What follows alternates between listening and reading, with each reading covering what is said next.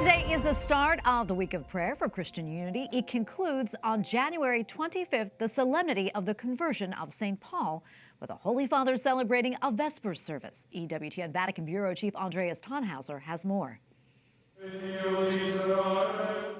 The beginning of the ecumenical movement is the introduction of the Week of Prayer for Christian Unity. And it means the most important thing for Christian unity is prayer. That is Cardinal Kurt Koch, prefect of the Dicastery for Promoting Christian Unity, explaining the main purpose of the Week of Prayer that opens today through next Thursday, the 25th. The theme chosen for the year 2024 is based on a text from the Gospel of St. Luke. You shall love the Lord your God and your neighbor as yourself.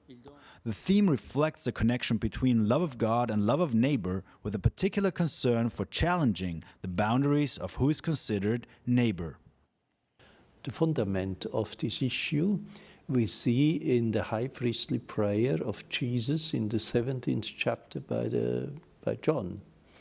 And for me it's always very impressive that Jesus does not command the unity between his disciples, but he prays for unity.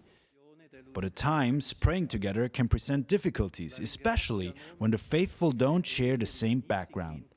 One aspect of this week serves to overcome some of those barriers. I think the prayer is a good way to have a better knowledge from one another, because the prayer is a very inner mode. To be Christian, to be Protestant, to be Orthodox, to be Catholic. And when we see how the other is in prayer, we have a better knowledge from one another. Christian unity will be one of the themes of the 2025 Jubilee Year here in Rome, which will also commemorate an important anniversary in church history.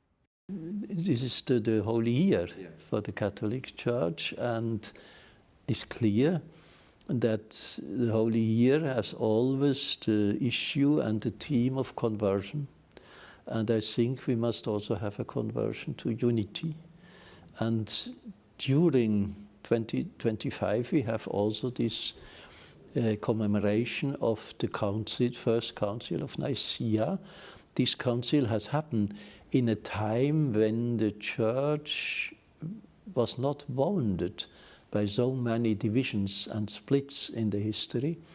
And I think all Christian churches and ecclesial communities can commemorate together this First Ecumenical Council and to confess the Christological faith, that Christ is the Son of God. In Rome, Andreas Thonhauser and Matteo Ciaffi, EWTN News Nightly.